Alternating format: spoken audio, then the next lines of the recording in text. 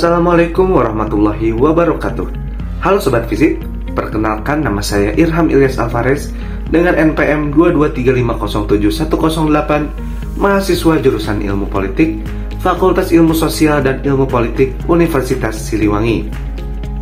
Video ini saya buat untuk memenuhi tugas ujian tengah semester mata kuliah Perbandingan Politik dengan analisis kasus perbandingan kebijakan insentif kendaraan elektrik di Indonesia dan Thailand.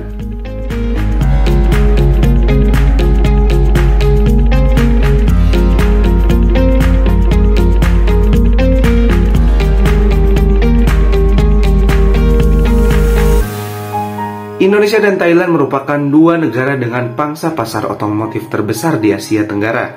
Kedua negara ini bersaing ketat di sektor industri otomotif, terutama di sektor roda 4. Berdasarkan data dari ASEAN Automotive Federation, Indonesia berhasil menjadi negara di Asia Tenggara dengan penjualan mobil terbanyak sepanjang Januari hingga Agustus 2023 sebanyak 675.287 unit. Disusul Thailand sebanyak 524.784 unit. Dalam beberapa tahun terakhir, tren elektrifikasi kendaraan di dunia kian meningkat, tak terkecuali dengan Indonesia dan Thailand. Lantas bagaimana penjualan kendaraan elektrik di kedua negara tersebut?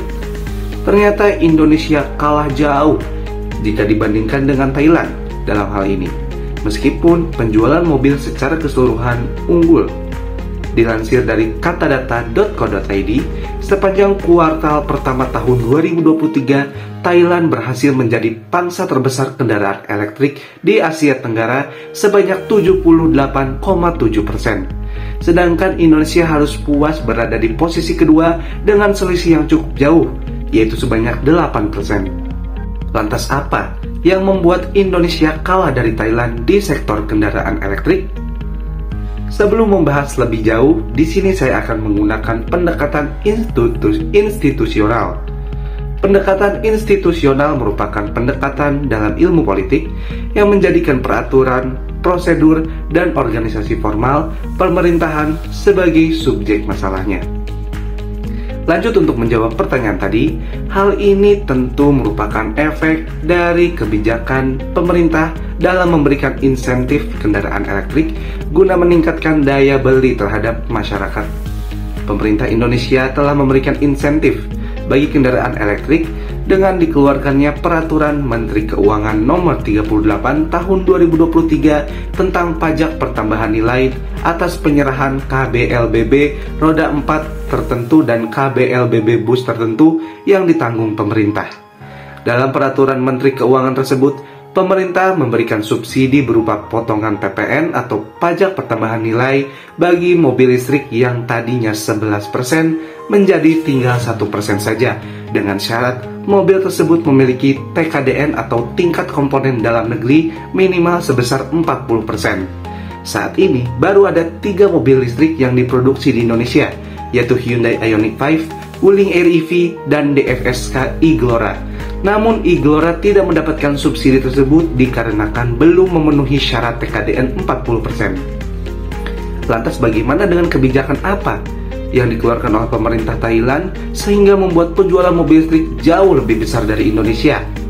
Pemerintah Thailand sendiri memberikan subsidi sebesar 70.000 baht atau setara 30 jutaan rupiah pada pembelian mobil penumpang listrik dengan harga di bawah 2 juta baht atau setara 858 juta rupiah dengan kapasitas baterai 10 hingga 30 kWh. Sedangkan untuk mobil listrik dengan kapasitas baterai lebih dari 30 kWh, pemerintah Thailand memberikan insentif sebesar 150 baht atau setara 64 jutaan rupiah. Insentif tersebut tidak hanya diberikan untuk mobil yang berstatus CKD, namun juga diberikan bagi yang berstatus CBU. Faktor inilah yang membuat kendaraan elektrik di Thailand jauh lebih laris dibandingkan di Indonesia. Sebagai contoh, Wuling Air EV yang dijual di Thailand merupakan CBU dari Indonesia. Meski berstatus CBU, Air EV tetap mendapatkan subsidi dari pemerintah Thailand. Untuk varian standard range dibanderol seharga 395.000 baht atau sekitar 169,4 juta rupiah.